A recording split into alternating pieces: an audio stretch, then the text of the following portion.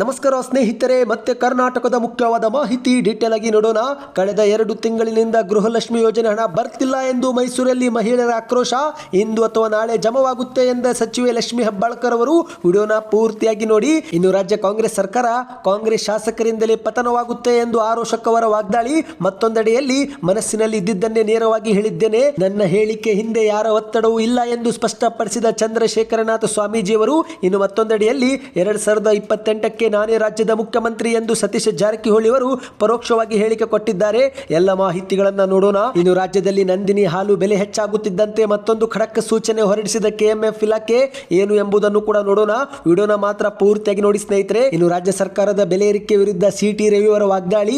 ಉಸಿರಾಡೋ ಗಾಳಿಗೆ ಟ್ಯಾಕ್ಸ್ ಹಾಕೋದು ಬಾಕಿ ಇದೆ ಎಂದು ಕಿಡಿಕಾರಿದ್ದಾರೆ. ಎಲ್ಲ ಮಾಹಿತಿಗಳನ್ನ ನೋಡೋಕ್ಕಿಂತ ಮೊದಲು ನೀವು ಸುದ್ದಿ ಒನ್ ಯೂಟ್ಯೂಬ್ ಚಾನಲ್ಗೆ ಮೊದಲು ಬಾರಿ ಭೇಟಿ ಕೊಡ್ತಾ ಇದ್ರೆ ದಯವಿಟ್ಟು ಸಬ್ಸ್ಕ್ರೈಬ್ ಆಗಿ, ಪಕ್ಕದಲ್ಲಿ ಕಾಣಿಸುವ ಗಂಟೆ ಕೂಡ ಒತ್ತಿದ್ರೆ ಕರ್ನಾಟಕದ ಮುಖ್ಯವಾದ ಮಾಹಿತಿಗಳು ನಿಮಗೆ ಸಿಗುತ್ತವೆ. ಈ ಒಂದು ವಿಡಿಯೋಗೆ ಲೈಕ್ ಮಾಡ್ತಾ ವಿಡಿಯೋನ ಪೂರ್ತಿಯಾಗಿ ನೋಡಿ. ಮೊದಲನೇ ಮುಖ್ಯವಾದ ಮಾಹಿತಿ, ಇದೀಗ ರಾಜ್ಯದ ಕಾಂಗ್ರೆಸ್ ಸರ್ಕಾರವು ಗೃಹಲಕ್ಷ್ಮಿ ಯೋಜನೆಯಡಿಯಲ್ಲಿ 11 ಕಂತುಗಳನ್ನು ಜಮಾ ಮಾಡಿದ್ದು, ಆದರೂ ಕೂಡ ಎಷ್ಟೋ ಮಹಿಳೆಯರಿಗೆ ಈ ಒಂದು ಹಣ ಜಮವಾಗುತ್ತಿಲ್ಲ. ಹೌದು ಸ್ನೇಹಿತರೆ, ಕೆಲವರಿಗೆ ಬ್ಯಾಂಕಿನ ತಾಂತ್ರಿಕ ಸಮಸ್ಯೆಗಳಿಂದ ಜಮವಾಗದಿದ್ರೆ, ಇನ್ನು ಕೆಲವರಿಗೆ ದಾಖಲೆಗಳ ಸಮಸ್ಯೆಯಿಂದ ಈ ಒಂದು ಹಣ ಜಮವಾಗುತ್ತಿಲ್ಲ.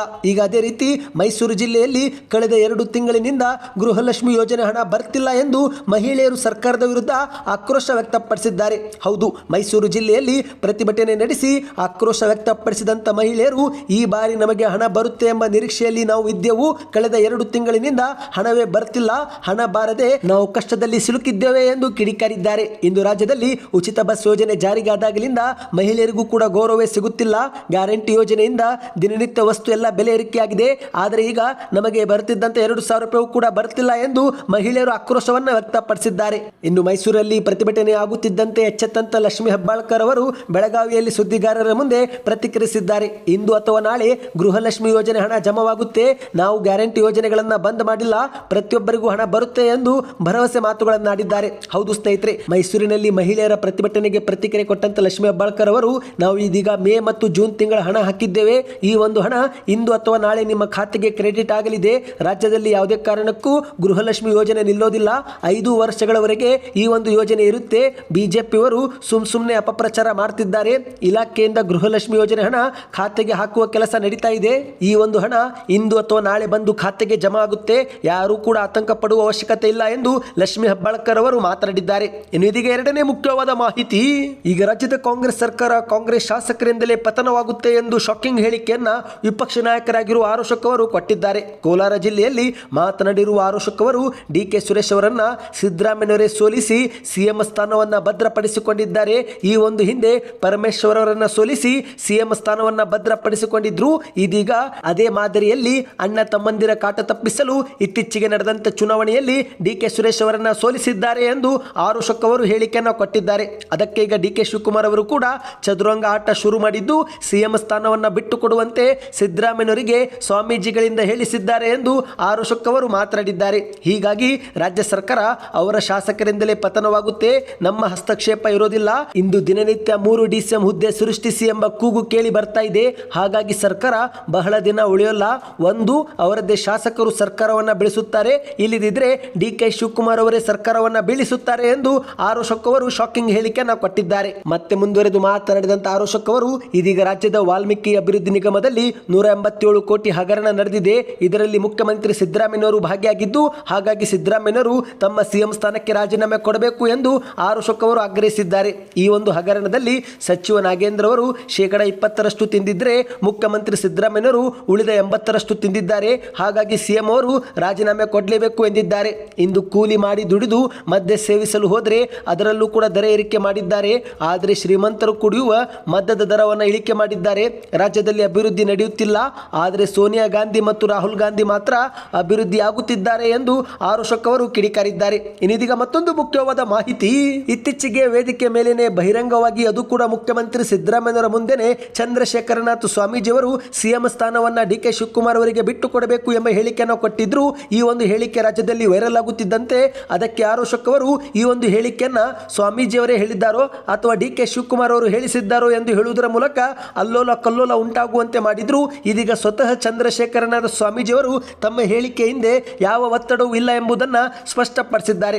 ಹೌದು ಸ್ನೇಹಿತರೆ, ಉಪಮುಖ್ಯಮಂತ್ರಿ ಡಿ.ಕೆ. ಶಿವಕುಮಾರ್ ಅವರಿಗೆ ಮುಖ್ಯಮಂತ್ರಿ ಸ್ಥಾನ ಬಿಟ್ಟು ಕೊಡಿ ಎಂಬ ಹೇಳಿಕೆ ಹಿಂದೆ ಯಾರ ಒತ್ತಡವೂ ಇಲ್ಲ, ನನ್ನ ಮನಸ್ಸಿನಲ್ಲಿ ಇದ್ದದ್ದನ್ನು ನೇರವಾಗಿ ಹೇಳಿದ್ದೇನೆ ಎಂದು ಚಂದ್ರಶೇಖರನಾಥ ಸ್ವಾಮೀಜಿಯವರು ಖಾಸಗಿ ವಾಹಿನಿಯೊಂದಿಗೆ ಮಾತನಾಡಿದ್ದಾರೆ. ಮುಖ್ಯಮಂತ್ರಿ ಸಿದ್ದರಾಮಯ್ಯನವರು ಕೆಪಿಸಿಸಿ ಅಧ್ಯಕ್ಷರಾಗಿರುವ ಡಿ.ಕೆ. ಶಿವಕುಮಾರ್ ಅವರ ಪರಿಶ್ರಮವನ್ನು ಅರಿತು ಪ್ರೀತಿಯಿಂದ ಮುಖ್ಯಮಂತ್ರಿ ಸ್ಥಾನ ಬಿಟ್ಟು ಕೊಡಲಿ ಎಂಬ ಮಾತನಾಡಿದ್ದೇನೆ. ಮುಖ್ಯಮಂತ್ರಿ ಸ್ಥಾನ ಬಿಟ್ಟು ಕೊಡಬೇಕು ಎಂದು ನಿಗದಿಪಡಿಸಲು ನಾನು ಯಾರು ಎಂದು ಪ್ರಶ್ನೆ ಮಾಡಿದ್ದಾರೆ. ಸಿದ್ದರಾಮಯ್ಯನವರ ನಂತರ ಮುಖ್ಯಮಂತ್ರಿ ಆಗುವುದು ಡಿ.ಕೆ. ಶಿವಕುಮಾರ್ ಅವರೇ. ಡಿ.ಕೆ. ಶಿವಕುಮಾರ್ ಅವರನ್ನು ಹೊರತು ಬೇರೆಯವರು ಯಾರೂ ಕೂಡ ಮುಖ್ಯಮಂತ್ರಿ ಆಗೋದಿಲ್ಲ. ಮೊದಲು ಡಿ.ಕೆ. ಶಿವಕುಮಾರ್ ಅವರು 6 ತಿಂಗಳು ಅಥವಾ 1 ವರ್ಷ ಮುಖ್ಯಮಂತ್ರಿ ಆಗಲಿ, ನಂತರ ಬೇಕಾದರೆ ಬೇರೆಯವರನ್ನ ಮುಖ್ಯಮಂತ್ರಿ ಮಾಡಲಿ ಎಂದು ಮತ್ತೆ ಸ್ವಾಮೀಜಿಯವರು ಹೇಳಿಕೆಯನ್ನು ಕೊಟ್ಟಿದ್ದಾರೆ. ನಾನು ನನ್ನ ಸಮುದಾಯವನ್ನು ಮುಂದಿಟ್ಟುಕೊಂಡು ಡಿ.ಕೆ. ಶಿವಕುಮಾರ್ ಅವರಿಗೆ ಮುಖ್ಯಮಂತ್ರಿ ಸ್ಥಾನ ಕೇಳುತ್ತಿಲ್ಲ. ನಾನು ಡಿ.ಕೆ. ಶಿವಕುಮಾರ್ ಅವರ ಪರಿಶ್ರಮ ನೋಡಿ ಅವರಿಗೆ ಮುಖ್ಯಮಂತ್ರಿ ಸ್ಥಾನ ಕೊಡಿ ಎಂದು ಕೇಳ್ತಾ ಇದ್ದೀನಿ. ಇದು ನನ್ನ ವೈಯಕ್ತಿಕ ಅಭಿಪ್ರಾಯ, ಮನಸ್ಸಿನಲ್ಲಿತ್ತು, ಅದನ್ನೇ ಹೇಳಿದ್ದೇನೆ. ದೇವರ ದಯೆಯಿಂದ ಡಿ.ಕೆ. ಶಿವಕುಮಾರ್ ಅವರೇ ಮುಖ್ಯಮಂತ್ರಿ ಆದರೆ ಒಳ್ಳೆಯದು ಎಂದು ಸ್ವಾಮೀಜಿಯವರು ಸ್ಪಷ್ಟಪಡಿಸಿದ್ದಾರೆ. ಇನ್ನು ಇದೀಗ ಮತ್ತೊಂದು ಮುಖ್ಯವಾದ ಮಾಹಿತಿ. ಕರ್ನಾಟಕದಲ್ಲಿ ಸಿಎಂ ಬದಲಾವಣೆ ಚರ್ಚೆ ಆಗುತ್ತಿದ್ದಂತೆ ಸತೀಶ್ ಜಾರಕಿಹೊಳಿ ಅವರು ಒಂದು ಶಾಕಿಂಗ್ ಹೇಳಿಕೆಯನ್ನು ಕೊಟ್ಟಿದ್ದಾರೆ. 2028ಕ್ಕೆ ನಾನು ಕೂಡ ಮುಖ್ಯಮಂತ್ರಿ ಸ್ಥಾನದ ಹಕ್ಕು ಚಲಾಯಿಸುತ್ತೇನೆ ಎಂದಿದ್ದಾರೆ. ಹೌದು ಸ್ನೇಹಿತರೆ, ಲೋಕಸಭೆ ಚುನಾವಣೆ ವೇಳೆ ಒಗ್ಗಟ್ಟಿನ ಮಂತ್ರ ಪಠಿಸಿದ್ದಂಥ ಕಾಂಗ್ರೆಸ್ ನಾಯಕರ ಮಧ್ಯೆ ಇದೀಗ ಭಿನ್ನಾಭಿಪ್ರಾಯಗಳು ಕೇಳಿ ಬರ್ತಿವೆ. ಅದರಲ್ಲಂತೂ ಮುಖ್ಯಮಂತ್ರಿ ಬದಲಾವಣೆ ವಿಚಾರ ರಾಜ್ಯದಲ್ಲಿ ಮುನ್ನೆಲೆಗೆ ಬಂದಿದ್ದು, ಇದೀಗ ಸ್ವಾಮೀಜಿಗಳು ಕೂಡ ಇದರಲ್ಲಿ ಎಂಟ್ರಿ ಕೊಟ್ಟಿದ್ದಾರೆ. ಇದೇ ಬೆನ್ನಲ್ಲೇ 2028ರಲ್ಲಿ ನಾನು ಕೂಡ ಮುಖ್ಯಮಂತ್ರಿ ಆಗಲು ಹಕ್ಕು ಮಂಡಿಸುತ್ತೇನೆ ಎಂದು ಸತೀಶ್ ಜಾರಕಿಹೊಳಿ ಅವರು ಹೇಳಿಕೆ ನೀಡುವ ಮೂಲಕ ತಾವು ಕೂಡ ಸಿಎಂ ಹುದ್ದೆ ಮೇಲೆ ಕಣ್ಣಿಟ್ಟಿರುವ ಬಗ್ಗೆ ಡಿ.ಕೆ. ಶಿವಕುಮಾರ್ ಅವರಿಗೆ ಪರೋಕ್ಷವಾಗಿ ಟಾಂಗ್ ಕೊಟ್ಟಿದ್ದಾರೆ. ಬೆಳಗಾವಿ ಜಿಲ್ಲೆಯ ಚಿಕ್ಕೋಡಿಯಲ್ಲಿ ಮಾತನಾಡಿದಂಥ ಸಚಿವ ಜಾರಕಿಹೊಳಿ ಅವರು ಇದೀಗ ಮುಂದೆ 2028ರಲ್ಲಿ ನಾನು ಕೂಡ ಸಿಎಂ ಆಗುತ್ತೇನೆ. ಆಗಿನ ಚುನಾವಣೆ ಫಲಿತಾಂಶದ ಬಳಿಕ ಪರಿಸ್ಥಿತಿ ನೋಡಿಕೊಂಡು ಸಿಎಂ ಸ್ಥಾನಕ್ಕೆ ನನ್ನ ಹಕ್ಕು ಚಲಾವಣೆ ಮಾಡುತ್ತೇನೆ. ಇನ್ನು ಮುಖ್ಯಮಂತ್ರಿ ಬದಲಾವಣೆ ವಿಚಾರ ಇದೀಗ ಮುಗಿದು ಹೋಗಿದೆ. ಸಿಎಂ ಬದಲಾವಣೆ ವಿಚಾರ ಹೈಕಮಾಂಡಿನ ತೀರ್ಮಾನ. ಇನ್ನು ಡಿಸಿಎಂ ವಿಚಾರವೂ ಕೂಡ ಹೈಕಮಾಂಡ್ ಅವರಿಗೆ ಬಿಟ್ಟಿದ್ದು, ನಮ್ಮದು ರಾಷ್ಟ್ರೀಯ ಪಕ್ಷವಾಗಿದ್ದು ಕಾಂಗ್ರೆಸ್ ಹೈಕಮಾಂಡ್ ತೀರ್ಮಾನವೇ ಅಂತಿಮ ತೀರ್ಮಾನವಾಗಲಿದೆ ಎಂದು ಸಚಿವ ಸತೀಶ್ ಜಾರಕಿಹೊಳಿ ಅವರು ಹೇಳಿಕೆಯನ್ನು ಕೊಟ್ಟಿದ್ದಾರೆ. ಇನ್ನೀಗ ಮತ್ತೊಂದು ಮುಖ್ಯವಾದ ಮಾಹಿತಿ ಸ್ನೇಹಿತರೆ. ಈಗ ರಾಜ್ಯಾದ್ಯಂತ ನಂದಿನಿ ಹಾಲಿನ ಬೆಲೆಯಲ್ಲಿ ₹2 ಹೆಚ್ಚಳ ಮಾಡಲಾಗಿದ್ದು, ಇದೇ ಬೆನ್ನಲ್ಲೇ ಕೆಎಂಎಫ್ ಇಲಾಖೆ ಮತ್ತೊಂದು ಶಾಕಿಂಗ್ ಸುದ್ದಿ ಕೊಟ್ಟಿದೆ. ಹೌದು, ನಂದಿನಿ ಹಾಲನ್ನು MRPಗಿಂತ ಹೆಚ್ಚು ಮಾರಾಟ ಮಾಡಿದರೆ ಲೈಸೆನ್ಸ್ ಅನ್ನೇ ರದ್ದು ಮಾಡುವುದಾಗಿ ಕೆಎಂಎಫ್ ಇಲಾಖೆ ತಿಳಿಸಿದೆ. ಹೌದು ಸ್ನೇಹಿತರೆ, ಯಾಕಂದ್ರೆ ಈಗಾಗಲೇ ಕಳೆದ ಕೆಲವು ದಿನಗಳಿಂದ ನಂದಿನಿ ಹಾಲಿನ ಬೆಲೆಯಲ್ಲಿ 50 ml ಹೆಚ್ಚಿಗೆ ಮಾಡುವುದರ ಜೊತೆಗೇನೆ ₹2 ಕೂಡ ಹೆಚ್ಚಳ ಮಾಡಿದ್ದು, ಇದೀಗ ರಾಜ್ಯಾದ್ಯಂತ ವಿಪಕ್ಷಗಳು ಮತ್ತು ಸಾರ್ವಜನಿಕರು ಇದೇ ಒಂದು ಬೆಲೆ ಏರಿಕೆ ವಿರುದ್ಧ ಆಕ್ರೋಶವನ್ನು ವ್ಯಕ್ತಪಡಿಸುತ್ತಿದ್ದಾರೆ.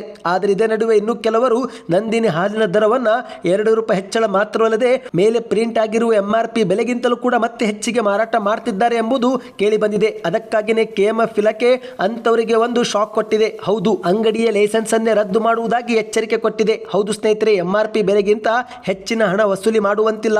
ಒಂದು ವೇಳೆ ಹೆಚ್ಚಿಗೆ ಹಣ ಪಡೆಯುತ್ತಿರೋ ಬಗ್ಗೆ ಗ್ರಾಹಕರಿಂದ ದೂರು ಕೇಳಿ ಬಂದ್ರೆ ಅಂತಹ ನಂದಿನಿ ಹಾಲಿನ ಬೂತ್ ಲೈಸೆನ್ಸ್ ಅನ್ನೇ ಕ್ಯಾನ್ಸಲ್ ಮಾಡುವುದಾಗಿ ಕೆಎಂಎಫ್ ಇಲಾಖೆ ಎಚ್ಚರಿಕೆ ನೀಡಿದೆ. ಇನ್ನೀಗ ಮತ್ತೊಂದು ಮುಖ್ಯವಾದ ಮಾಹಿತಿ. ರಾಜ್ಯಾದ್ಯಂತ ಪೆಟ್ರೋಲ್ ಡೀಸೆಲ್ ಬಳಿಕ ನಂದಿನಿ ಹಾಲಿನ ಬೆಲೆಯೂ ಕೂಡ ಏರಿಕೆ ಆಗುತ್ತಿದ್ದಂತೆ ಇದೀಗ ಉಸಿರಾಡೋ ಗಾಳಿಗೆ ಒಂದು ಟ್ಯಾಕ್ಸ್ ಹಾಕೋದು ಬಾಕಿ ಇದೆ ಎಂದು ಸಿಟಿ ರವಿ ಅವರು ವಾಗ್ದಾಳಿ ನಡೆಸಿದ್ದಾರೆ. ರಾಜ್ಯ ಸರ್ಕಾರ ಎಲ್ಲದರ ಬೆಲೆ ಏರಿಕೆ ಮಾಡುತ್ತಿದ್ದು, ಉಸಿರಾಡೋ ಗಾಳಿಗೆ ಮಾತ್ರ ಟ್ಯಾಕ್ಸ್ ಹಾಕೋದು ಬಾಕಿ ಇದೆ ಎಂದು ವಿಧಾನ ಪರಿಷತ್ ಸದಸ್ಯರಾಗಿರುವ ಸಿಟಿ ರವಿ ಅವರು ಮಾಧ್ಯಮಗಳ ಮುಂದೆ ಆಕ್ರೋಶ ವ್ಯಕ್ತಪಡಿಸಿದ್ದಾರೆ.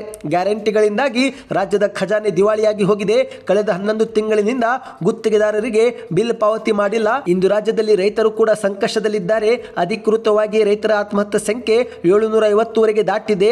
ಬಿತ್ತನೆ ಬೀಜದ ದರ ಕೂಡ ಏರಿಕೆ ಮಾಡಿ ಕುಳಿತಿದ್ದಾರೆ. ಆಡು ಮುಟ್ಟದ ಸೊಪ್ಪಿಲ್ಲ, ಸಿದ್ದರಾಮಯ್ಯ ಬೆಲೆ ಏರಿಕೆ ಮಾಡದ ವಸ್ತು ಇಲ್ಲ ಎನ್ನುವಂತಾಗಿದೆ ಎಂದು ಸಿಟಿ ರವಿ ಅವರು ಕಿಡಿಕಾರಿದ್ದಾರೆ. ಒಟ್ಟಿನಲ್ಲಿ ಸರ್ಕಾರ ಗ್ಯಾರಂಟಿ ಯೋಜನೆಗಳಿಂದ ದಿವಾಳಿಯಾಗಿದ್ದು, ಇದೀಗ ಉಸಿರಾಡೋ ಗಾಳಿಗೆ ಟ್ಯಾಕ್ಸ್ ಹಾಕೋದು ಬಾಕಿ ಇದೆ ಎಂದು ಮಾಧ್ಯಮಗಳ ಮುಂದೆ ಆಕ್ರೋಶ ವ್ಯಕ್ತಪಡಿಸಿದ್ದಾರೆ. ಇವತ್ತಿಗೆ ಇಷ್ಟೇ ಇತ್ತು. ಈ ಎಲ್ಲ ಮಾಹಿತಿ ಇಷ್ಟವಾಗಿದ್ದರೆ ವಿಡಿಯೋಗೆ ದಯವಿಟ್ಟು ಲೈಕ್ ಮಾಡಿ. ಇದೇ ರೀತಿ ಮಾಹಿತಿ ಪಡೆಯಲು ಚಾನಲ್ಗೆ ಸಬ್ಸ್ಕ್ರೈಬ್ ಮಾಡ್ತಾ ವಿಡಿಯೋನ ನಿಮ್ಮ ಗೆಳೆಯರಿಗೂ ಶೇರ್ ಮಾಡಿ.